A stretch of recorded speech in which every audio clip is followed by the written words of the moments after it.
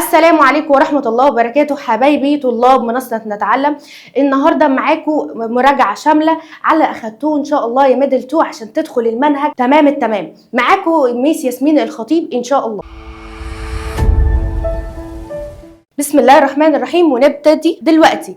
أول كونسبت أخدناه في حياتنا كان الماتر. What the meaning of matter؟ هو إيه الماتر دي يا تيتشر؟ فكرينا كده الماتر ده عبارة عن إيه؟ كنا قايلين إن الماتر الديفينيشن بتاعها كان عبارة عن إيه؟ يلا بينا شباب. قلنا هي عبارة عن إيه؟ Anything that has a mass and occupies the space. واحدة واحدة كده يا تيتشر. داخله علينا سخنه ليه؟ يلا بينا. الماتر هي عباره عن اي شيء حوالينا، عباره عن ماتر، عباره عن ماده، تمام؟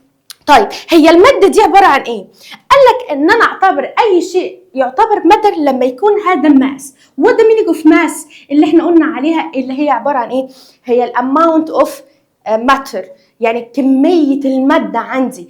طيب and occupies the space بيكون لازم ليها volume، ليها حجم.